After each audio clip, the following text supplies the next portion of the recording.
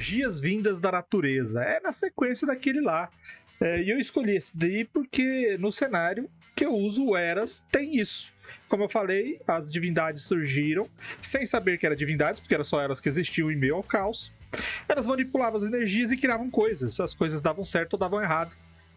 E a partir das coisas que davam certo e persistiam, começou a existir um equilíbrio natural. As várias dimensões dos planos, os mundos, os elementos da natureza, os elementos físicos, químicos, biológicos e tudo mais que você vive e aproveita e admira quando está saltitando por um campo florido perto de um bosque. Então, a partir do momento em que tudo isso foi crescendo e tudo isso foi sendo desenvolvido, outras consciências que surgiam antes das criaturas passaram a viver nelas. Então é interessante você pensar que se você tem energias místicas, energias sobrenaturais e energias... Porque a gente tá falando daquele lance da magia sendo algo inexplicável. Então, se você tem essas coisas assim acontecendo em meio à natureza, por que não utilizar essas energias como fonte da sua magia? E por que eu tô falando isso? A gente falou aqui nos primeiros assuntos da noite que a magia é algo misterioso, algo enigmático, e você usa magia na vida, né? Desde o primórdio dos tempos, usava-se o termo magia para explicar aquilo que não tinha explicação. Então, se você pegar um pedaço de carne, colocar num canto, jogar um pano por cima, da carne surgirão moscas, ou seja, você cria vida a partir de carne. Como isso é possível? Mágica. O que você faz é colocar um líquido guardado num certo local e de repente ele não está lá. Como que ele sumiu? O vidro está tampado. Mágica.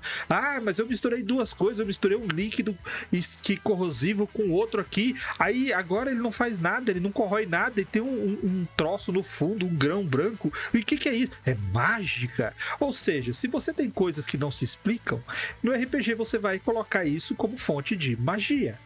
Então você tem um espírito, uma entidade, uma energia que faz as coisas apodrecerem e ser corrompidas pelo solo. A deusa da terra busca seus filhos para si. O trovão é um deus nervoso que faz o bizu do relâmpago e tudo mais. Isso tudo, se tem na sua campanha, você pode colocar isso tudo como fonte dessa mágica, como fonte dessa energia. E a partir desse contexto, você pode equilibrar muito bem a interação entre magos e clérigos, do modo em que eles usam a magia e do modo que eles estudam a magia.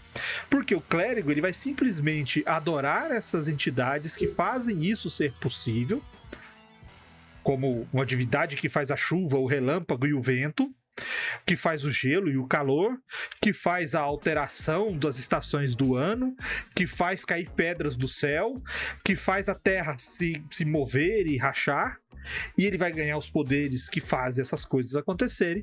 Ou você pode ser um mago que vai ali de estudar durante dias, meses, semanas, pegar plantas e olhar o funcionamento dela, ver como é que ela apodrece, ver como é que o solo puxa aquilo lá, quais são as energias, o que está acontecendo aquilo, para depois aprender a lançar uma magia que vai tirar ponto de vida por apodrecimento do seu inimigo.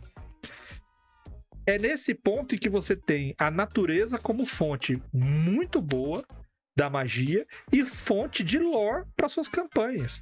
Porque como que o mago da sua campanha estuda magia quando ele passa de nível? Ele tem um livro lá, ele leu e, opa, aprendi mais uma aqui, ó. Opa, o cara, como é que o cara fez ali? Ele pôs um dedinho ali, fez um outro negocinho aqui, deu 3 pulinhos, cantou a canção, piscou 2 vezes e lançou uma rajada sônica que comeu a parede do cara lá e despedaçou tudo. É assim que ele aprende? Ou ele vai poder ter no dia a dia dele estudos e análises que ele pode fazer simplesmente inspirado por aquilo que está ao redor dele? Coisas que acontecem na química, na física, nos fenômenos meteorológicos ou simplesmente nas interações biológicas aí para explicar as magias. Porque querendo ou não, acho que a maioria das magias do D&D, ela tem esse tipo de influência. Ou é uma ação química, uma ação física ou uma ação biológica. Poucas coisas ali são tiradas assim da cartola e do nada, tá? Então, se você se basear aí, você começa a mexer no seu cenário. Porque se todos os magos têm que estudar a natureza, e se todos os clérigos têm que buscar na natureza a história de sua religião, eles vão ser aqueles caras que estão totalmente imersivos, são totalmente imersivos no seu dia a dia, porque qualquer coisa que ele faça, qualquer coisa que os companheiros de grupo deles façam durante o dia, serve de aprendizado para eles, desde capinar um mato até arrancar madeira para fazer lenha. Com isso a gente tem locais, a gente pode ter, né, locais com mais ou menos concentração de energia natural, né? E aí, locais que podem ser inclusive sagrados, né? Que em outros cenários tem aqueles cairn, totens, obeliscos, são coisas para você conseguir. Até a própria torre de um mago pode ser construída em cima de um local em que a concentração alta de algum tipo de energia ocorre. A Ana até comentou no chat sobre Magic, né? Que leva muito para esse lado também, né? Se você é um mago, necromante, por exemplo, que está estudando magias relacionadas à morte. Nada melhor do que você ir para um local onde a morte é mais evidente, né? Sei lá, ou poderia ser um cemitério, mas é um local construído. Mas um pântano também. A gente já falou aqui sobre monstros de pântano. A gente falou aqui sobre cenários, né? De aventuras em pântano. E a gente citou essa questão, que a morte é uma coisa muito presente no pântano, porque faz parte do ciclo de cheias, do ciclo de funcionamento natural daquele bioma. Então, isso pode expandir para todos os outros elementos, né? Você fica com uma questão de magia mais elemental nesse sentido, né? Você vai para floresta para estudar coisas mais relacionadas à madeira, plantas, vida. Você vai para um topo de uma montanha para estudar sobre ar, estudar sobre rocha, ou para o subterrâneo para estudar sobre rocha, uma caverna, enfim.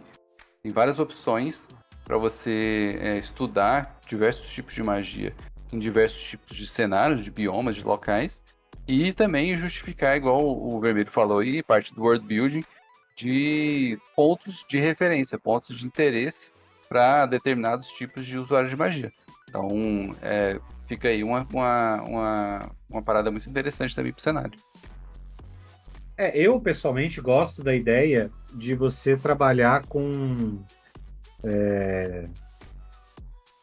Como é que eu digo? Tudo é a mesma coisa, mas visto de maneiras diferentes. Eu gosto muito dessa ideia. Então, assim, você tem energia. E aí, existe energia, por exemplo. Né? Tipo, igual no mundo real. Existe energia e ela pode ser condensada em matéria. Perfeito. E aí, é um rolê, assim. Matéria é muita energia condensada. Beleza. E a partir desse ponto, você tem energia no mundo. E aí, você tem pessoas que entendem energia de maneiras diferentes. Pessoas que dão nomes diferentes à energia.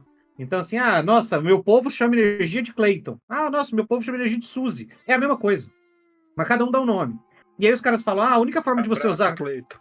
A única forma de você usar o Clayton... A única forma de você usar Clayton nas suas magias é se você fizer essa sequência específica de gestos. Não. A única forma de você usar Suzy direito é você entoar esses determinados cânticos aos espíritos da natureza para eles concederem a Suzy deles.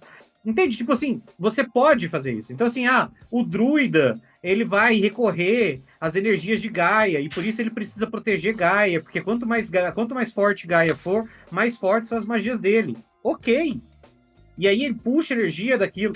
E o que eu acho mais interessante é que, às vezes, o cara nem precisaria. Na minha cabeça é 100% isso, do tipo...